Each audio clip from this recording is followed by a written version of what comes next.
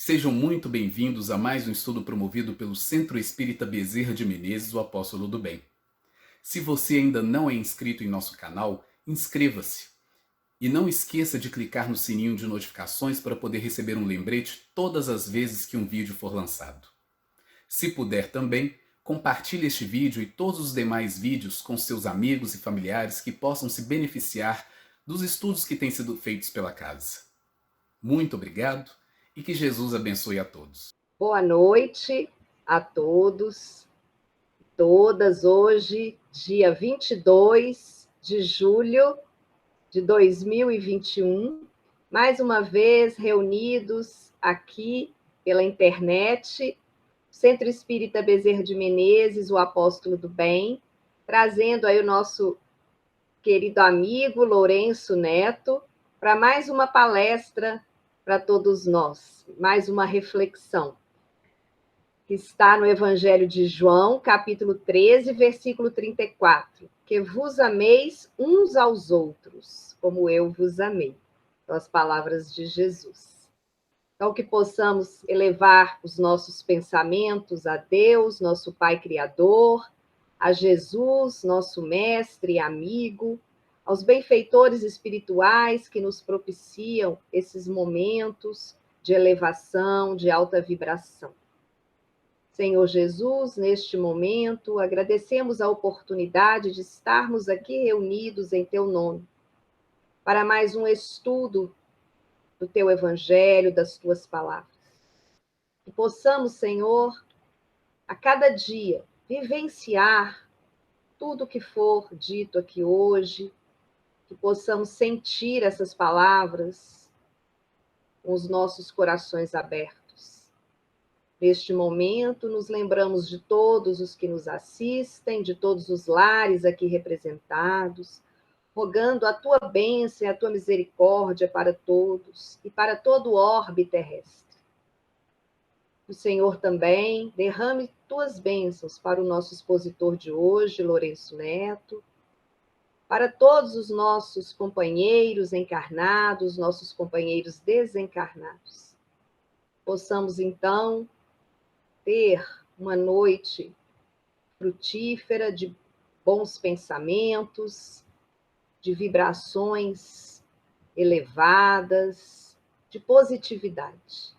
Muito obrigada, Senhor. Só temos a agradecer por podermos estar aqui, juntos, trabalhando em Teu nome, em Tua seara.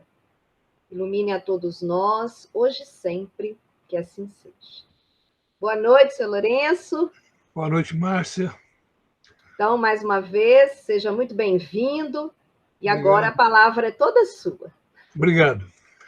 Boa noite, meus amigos. Nós agradecemos a oportunidade do convite que recebemos, porque sabemos que sempre que preparamos um estudo para levar aos companheiros, nós somos os primeiros beneficiados. E, de praxe, acreditamos que o ensinamento primeiro toca a quem prepara o ensinamento em primeiro lugar. Quer dizer, somos os mais necessitados. Por isso, a nossa motivo de agradecermos em dobro oportunidades de trabalho como esse. Que Jesus nos ilumine, que os benfeitores espirituais nos inspirem, que possamos compartilhar com vocês as reflexões que fizemos em torno dessa passagem de João 13, 34, como já foi anunciado pela Márcia. Que vos ameis uns aos outros. Então, vamos lá. Nós elaboramos os nossos apontamentos aqui e vamos compartilhar, então, com vocês. Quando alguém perguntou ao escritor Ítalo Calvino por que ler os clássicos, ele respondeu sucintamente, porque é melhor do que não ler. Podemos, dentro do estudo que nós estamos fazendo, podemos parafrasear o Ítalo Calvino, dizendo o seguinte: por que nos amar uns aos outros? Porque é melhor do que não nos amar. Simples assim.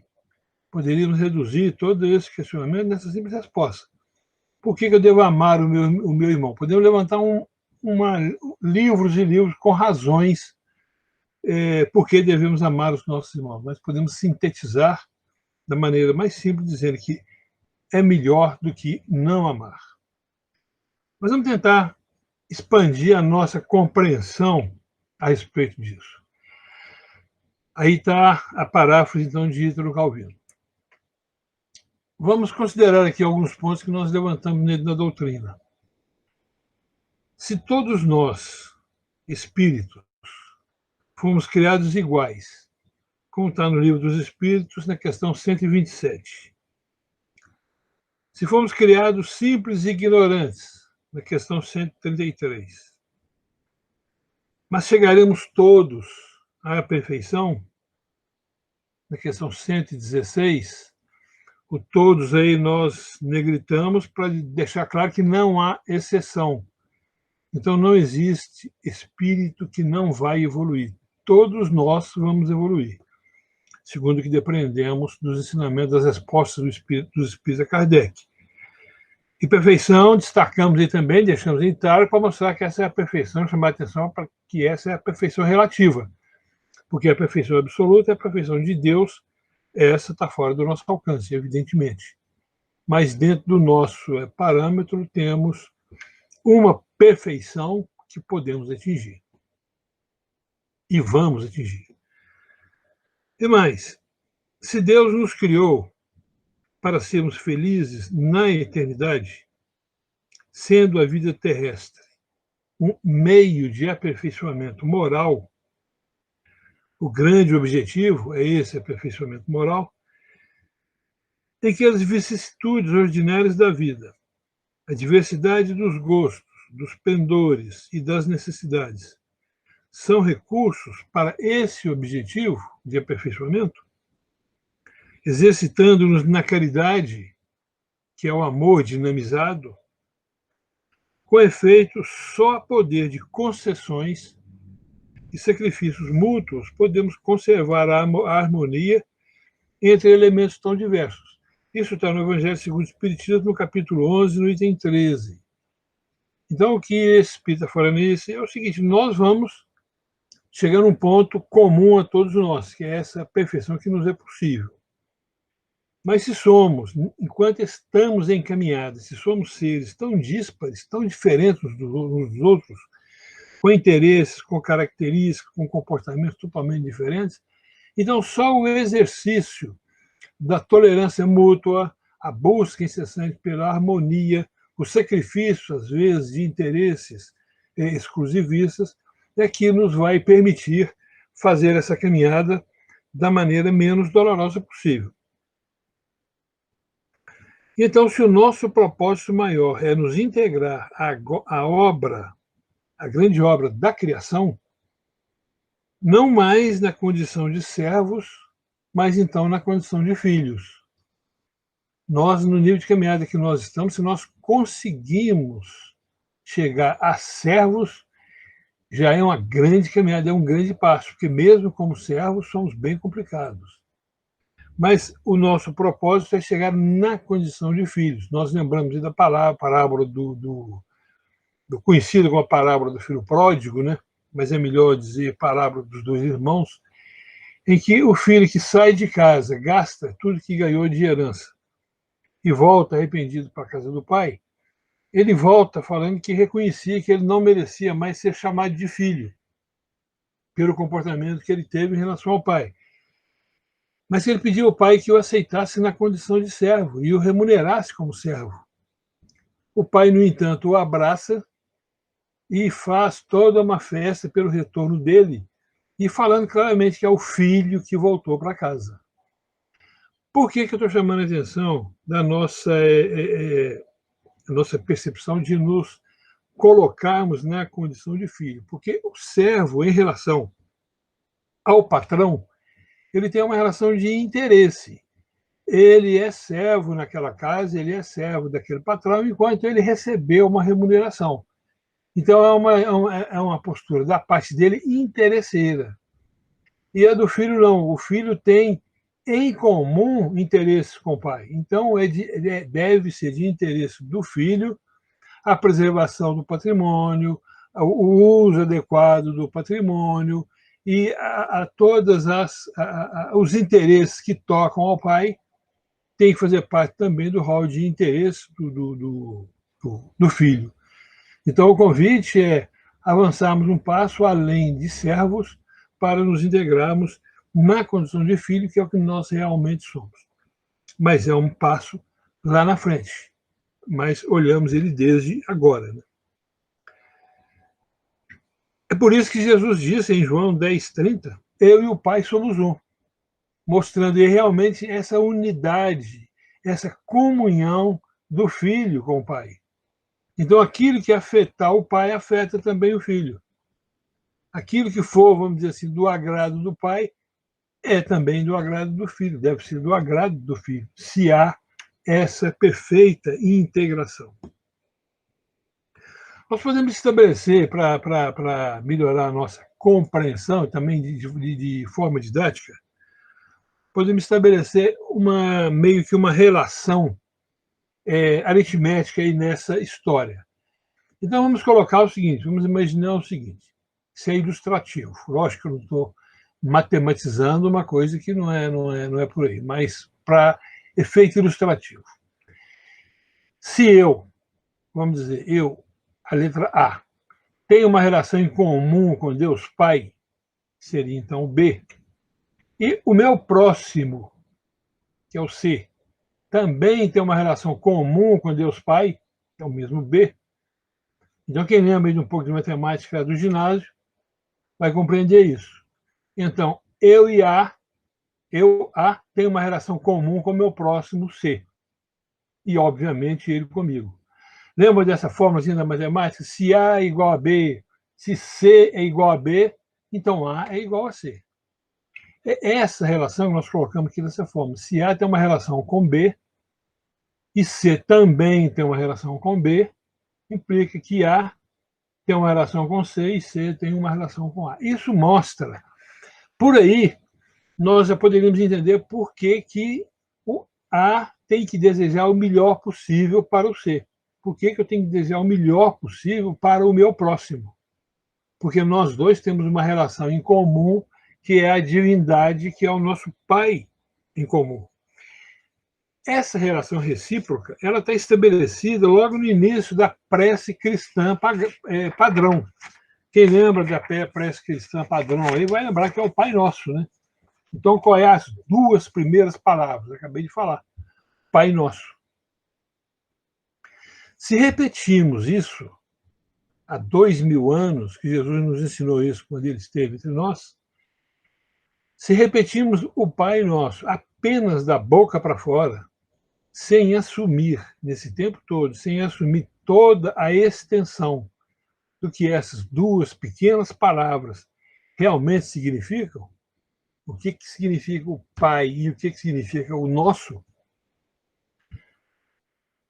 sem moldarmos a nossa maneira de ser no mundo por essa constatação, então estamos sendo hipócritas.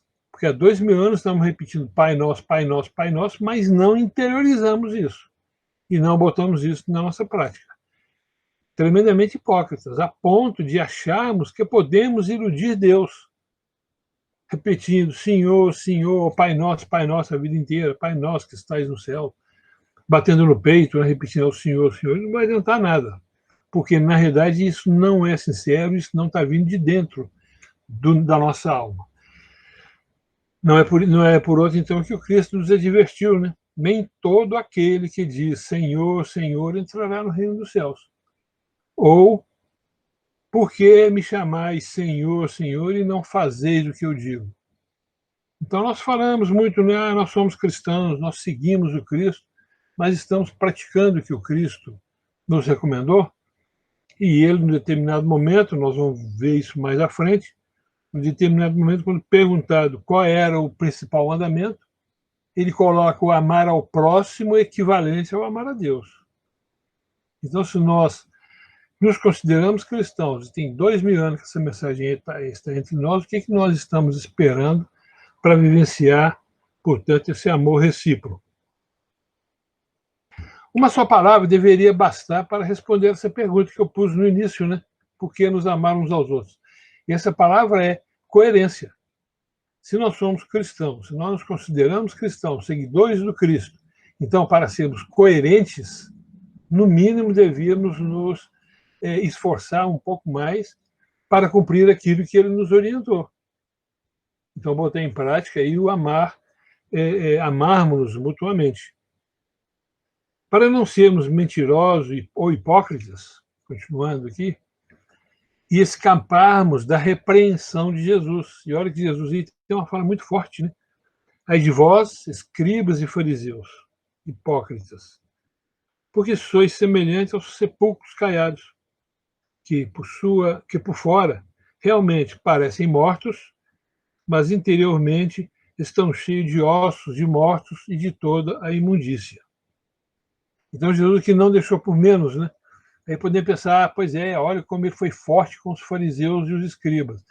Mas quem são hoje os fariseus, os escribas, os doutores da lei? Somos nós, que na realidade temos um conhecimento, uns mais, outros menos, mas conhecimento suficiente daquilo que se espera de nós em termos de comportamento moral, mas não colocamos em prática. E às vezes adotamos uma fachada, adotamos uma personalidade, deixamos o nosso ego manifestar. O ego é essa personalidade, essa casca de fora. É exatamente o sepulcro caiado. Mas ao levantar isso, o que vamos deparar? Com toda a série de imundícies que a nossa hipocrisia e a nossa máscara cobrem. Nos nossos centros espíritas, aliás, não é só no centro espírita, mas em qualquer, eu acho que em qualquer instituição, principalmente em locais religiosos, palavras, por exemplo, como irmãozinho, irmãzinha, correm soltas. Nós falamos e ouvimos falar com a maior facilidade. Irmãozinho para cá, irmãozinho para lá. Vai com Deus, meu irmão. Fica na paz, meu irmão.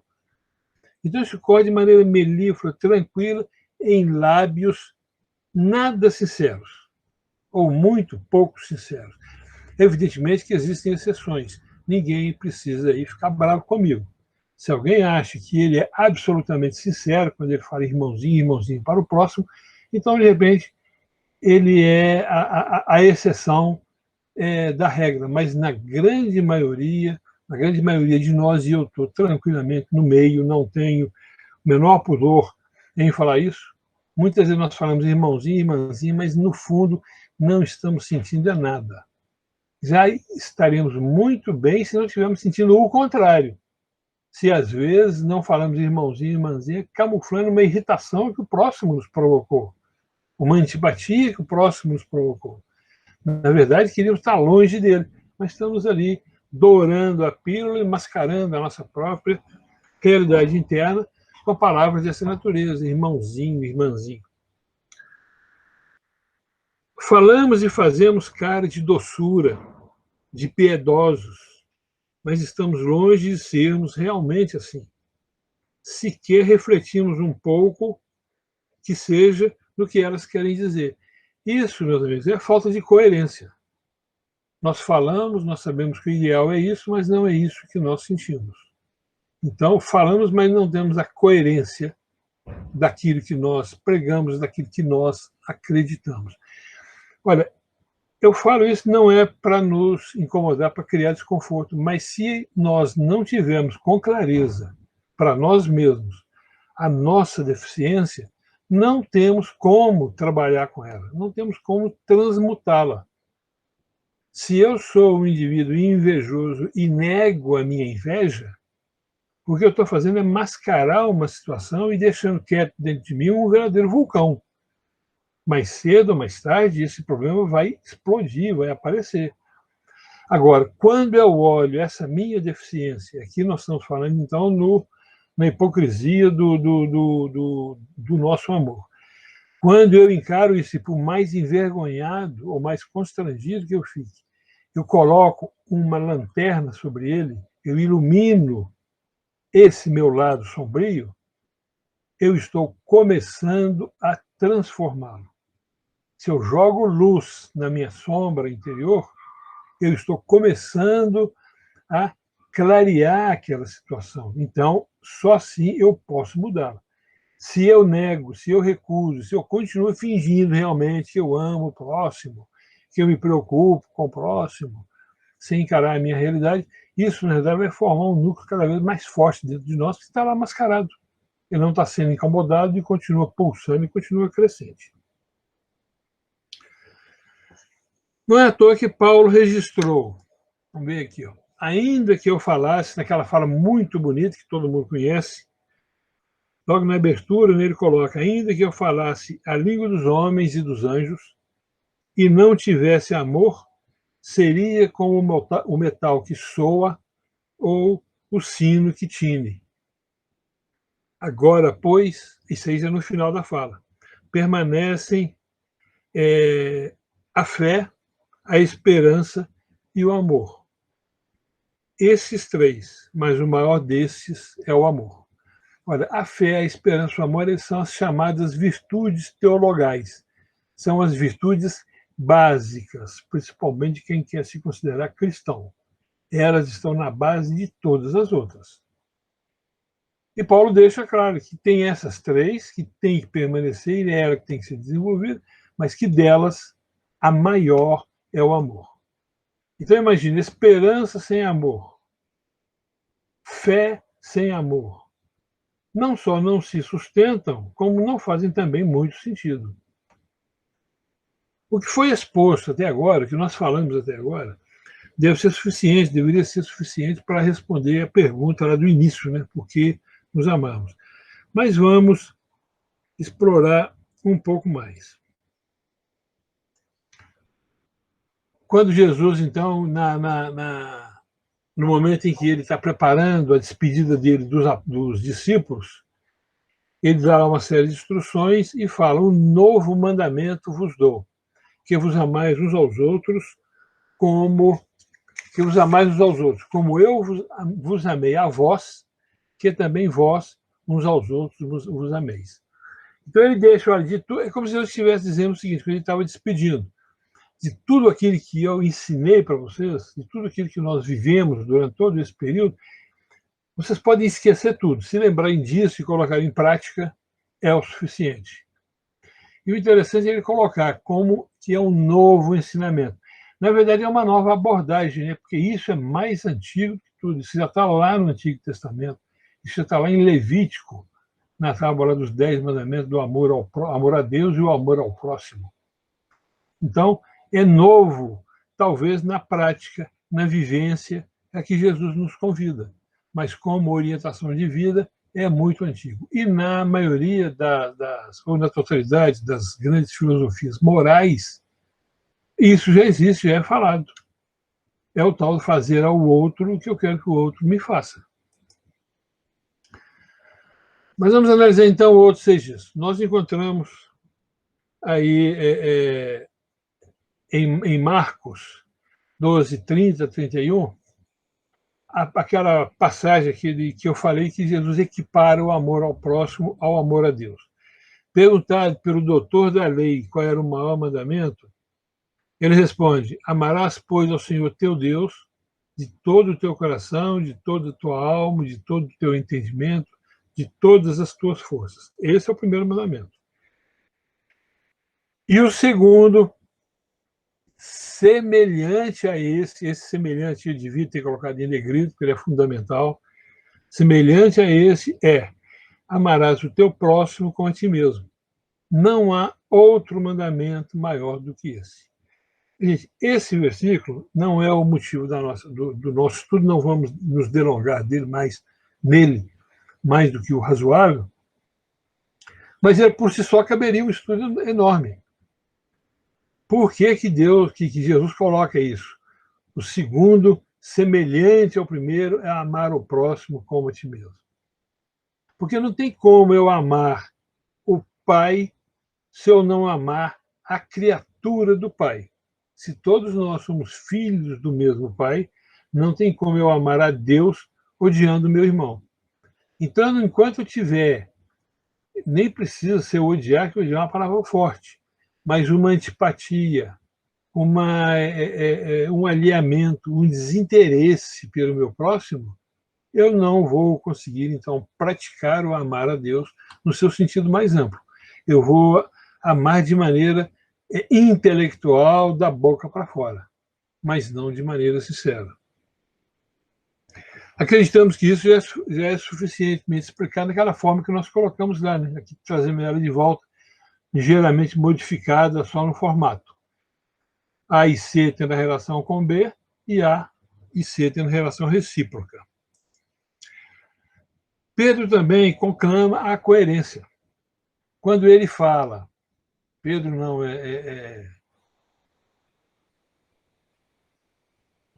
João, não é Pedro mesmo. Pedro fala o seguinte, na primeira epístola de Pedro, versículo 1, capítulo 1, versículo 22. Agora que vocês purificaram a vida por meio da verdade, isso é fala de Pedro, amem uns aos outros como se a vida de vocês dependesse disso. Veja bem, purificar a vida, na verdade, é aceitar Jesus. Se nós aceitar o ensinamento crístico, muitas vezes nós falamos aceitar Jesus e a gente pensa aceitar a pessoa de Jesus. Não é, é aceitar aquilo que ele representa, aquilo que ele nos trouxe de ensinamento elevado. Então, aceitar a orientação, o ensinamento crístico, é que é nos purificar na verdade, porque em João 14,6, Jesus vai dizer fará aquela frase famosa, né, que todos nós conhecemos. Eu sou o caminho, a verdade e a vida. Então, se eu aceito o ensinamento cristão, entendendo que ele é a verdade, aí Pedro nos chama à coerência, né? Então, já que é isso, já que você se considera adepto dessa filosofia de vida, então ame o seu próximo como se a sua vida dependesse disso. João é ainda mais claro.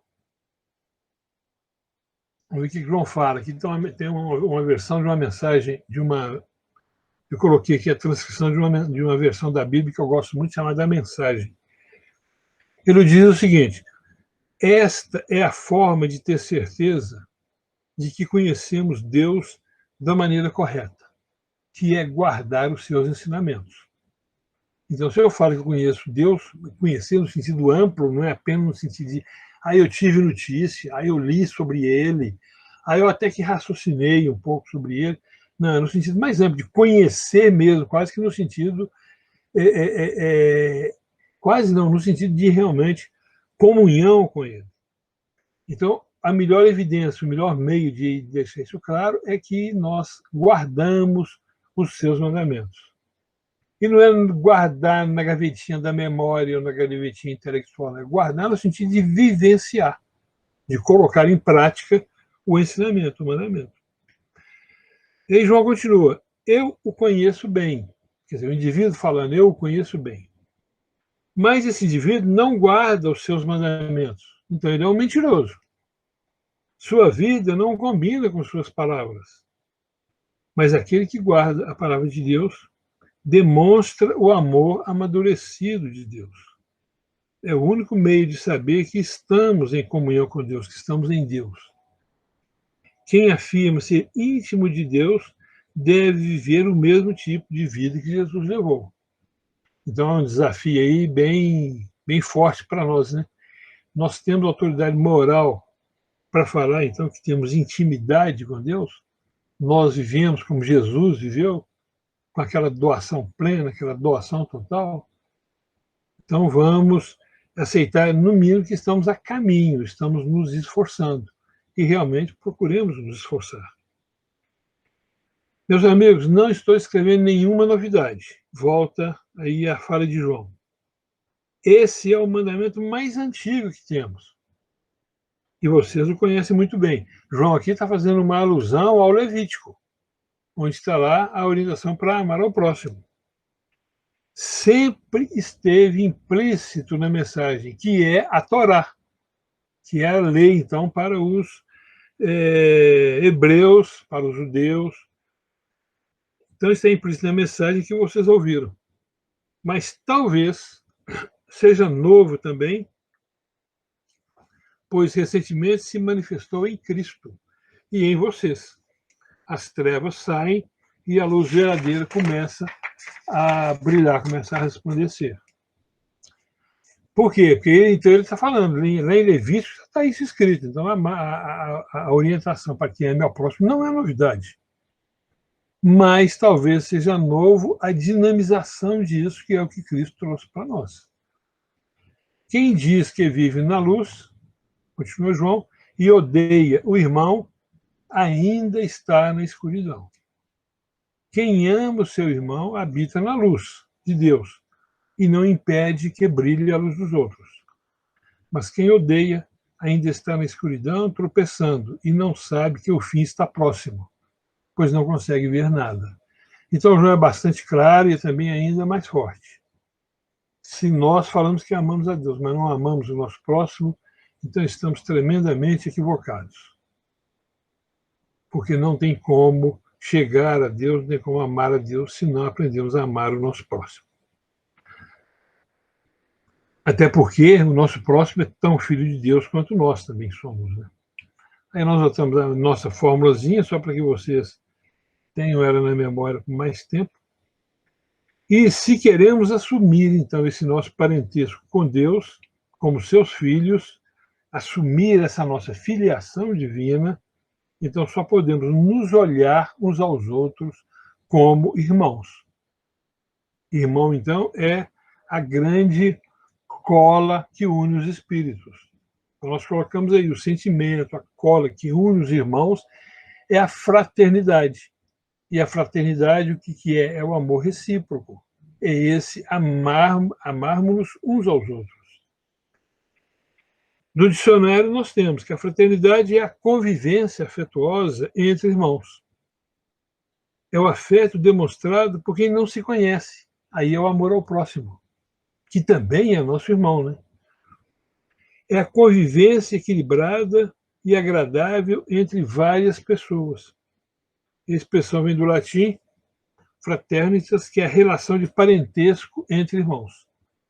Então vamos lembrar, se nós somos filhos do mesmo pai, se nós procedemos e voltamos para a mesma casa, que é a casa do pai, então há uma relação de parentesco entre nós.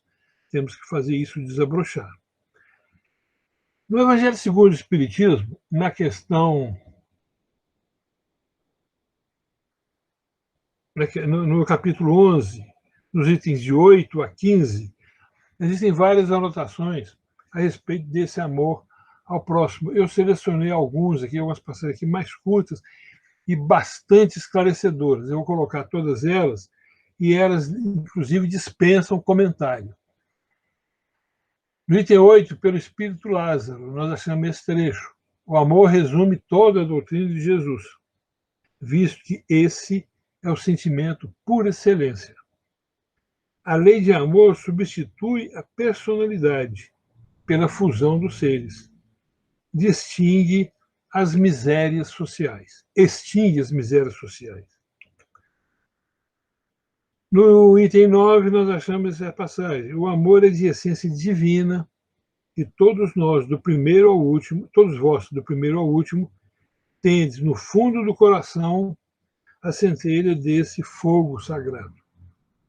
A lei do amor constitui o primeiro e o mais importante preceito da vossa nova doutrina, se referindo à doutrina dos espíritos, porque é ela que um dia matará o egoísmo.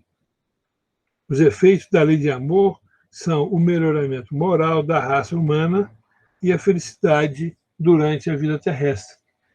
Quer dizer, a nossa raça só vai realmente melhorar praticando o amor sincero, né?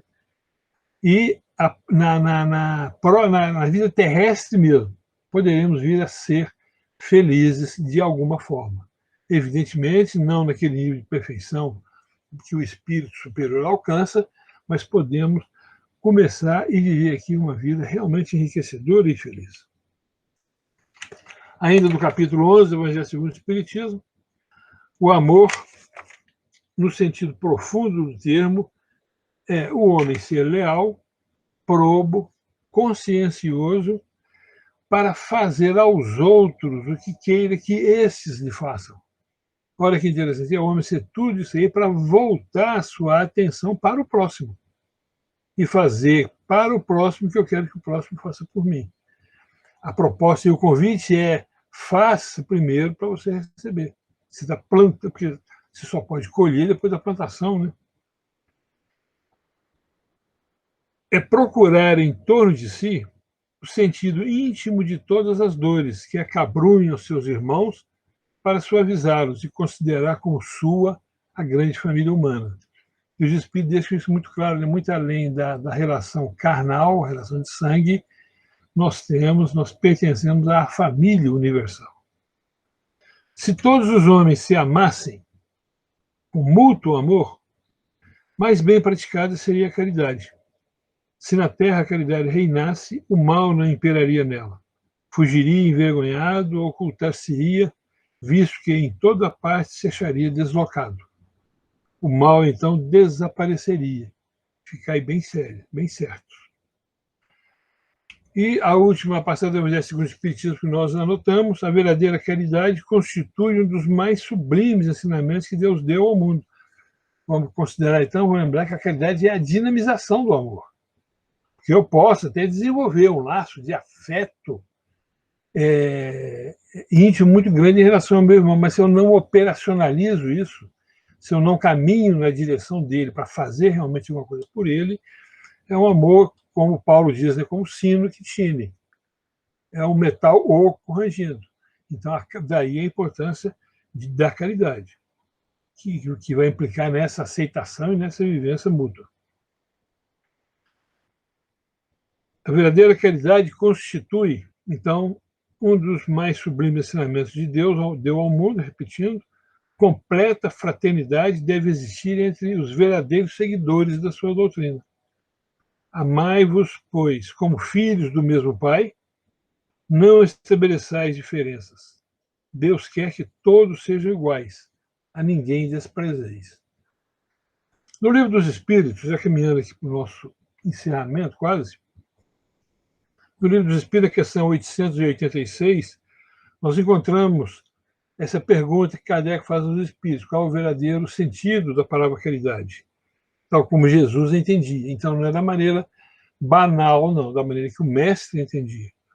E os Espíritos respondem: benevolência para com todos, indulgência para com as imperfeições dos outros e perdão das ofensas. E a explicação de Kardec é bastante clara. Eu vou ler só a primeira parte, não há necessidade de ler a segunda. O amor e a caridade são o complemento da lei de Deus, da lei de justiça. Pois amar o próximo é fazer-lhe todo o bem que nos seja possível e que desejaríamos nos fosse feito. Tal o sentido dessas palavras de Jesus: amai-vos uns aos outros. E a caridade, então, o Kardec vai dizer, vai explicar no segundo parágrafo, que não se restringe, a caridade não se restringe à esmola, que muitas da maneira como nós damos a esmola, nós a jogamos na direção do próximo. Nós muitas vezes mais magoamos do que realmente confortamos o nosso próximo. Emmanuel, no livro Fonte Viva, no capítulo 15, ele comentando exatamente a passagem de João 13:35, tem um trecho muito interessante, que ele fala o seguinte: precisamos, sim, da cultura que aprimora a inteligência, da justiça que sustenta a ordem, do progresso material que enriquece o trabalho e de assembleias que favoreçam o estudo. No entanto, toda a movimentação humana, sem a luz do amor, pode perder-se nas sombras. Quer dizer, não adianta de nada disso aí se não houver um amor, e isso provavelmente vai se perder nas sombras. Seremos admitidos ao aprendizado do Evangelho cultivando o reino de Deus que começa na vida íntima. Estendamos assim a fraternidade pura e simples, amparando-nos mutuamente. Fraternidade que trabalha e ajuda, compreende e perdoa, entre a humildade e o serviço, que asseguram a vitória do bem. Atendamo-la onde estivermos, recordando a palavra do Senhor que afirmou com clareza e segurança: nisso todos conhecerão que sois meus discípulos, se vos amardes uns aos outros. Bom, meus amigos, chegando no final, nós lembramos da nossa época de escola e a orientação que os professores nos davam, assim, que toda vez que a gente apresentasse um trabalho, apresentasse um artigo, nós deveríamos ter em mente, primeiramente, uma pergunta que nós pretendemos responder com o artigo, com o estudo que nós apresentamos.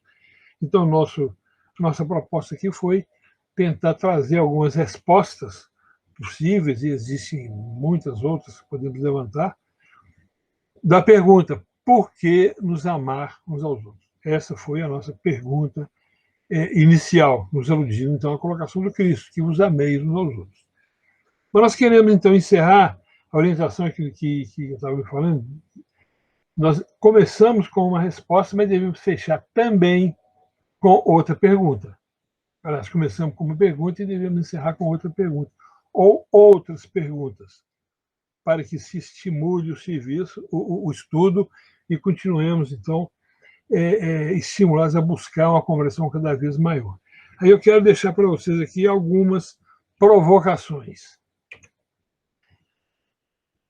Primeira delas, amar para ser obediente ao mandamento, para agradar a Deus, é realmente amar? Se eu amo porque eu sou obediente, se eu amo porque eu leio a passagem lá do Evangelho ou do Antigo Testamento como uma ordem, eu realmente estou amando? Para começar, é possível amar por mandamento? Tem como amar por mandamento? Alguém pode me mandar amar e eu consigo amar obedecendo ordem? Até isso, precisamente, que é uma coisa impraticável.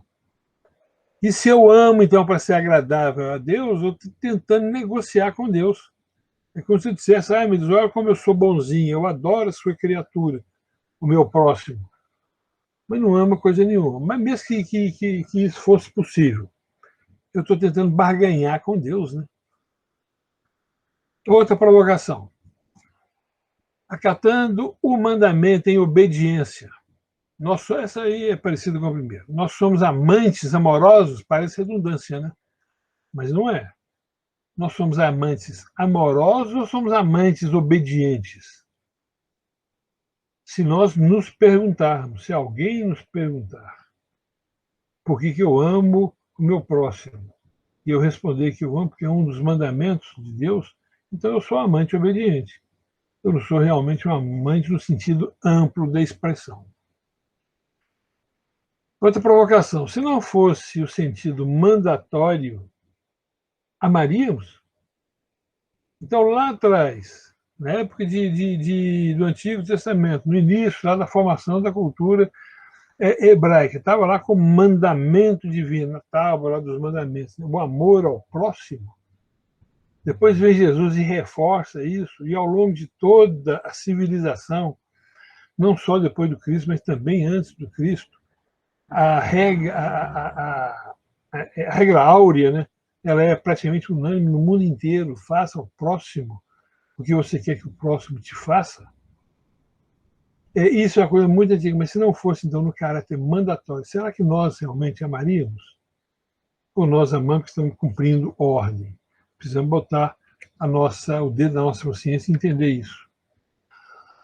Por que Jesus disse, respondendo ao doutor na lei: amarás o Senhor teu Deus e amarás o teu próximo como a ti mesmo? E Jesus falou dessa forma? Porque a forma verbal para dar uma ordem, para um mandamento, é ame.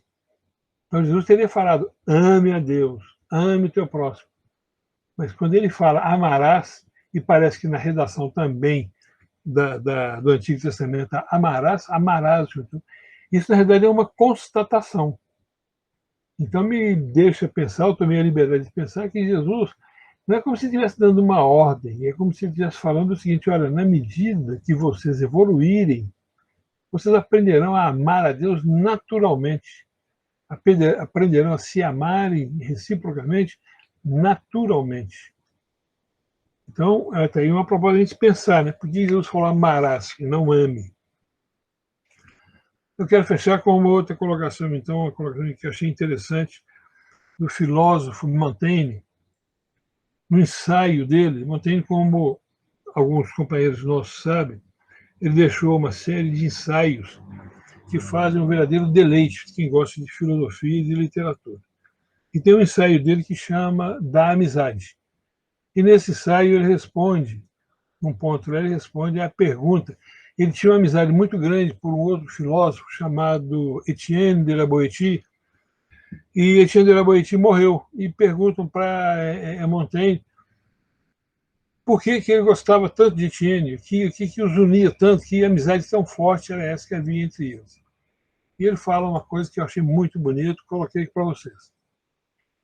Na amizade, que é então a fraternidade, isso aí é extrapolação minha, porque o sentido é o mesmo, na amizade a que me refiro, as almas entrosam-se e se confundem numa única alma, tão unidas uma à outra que não se distinguem, não se lhes percebendo sequer a linha de demarcação. Vamos lembrar lá a fala de Jesus, eu e o Pai somos um.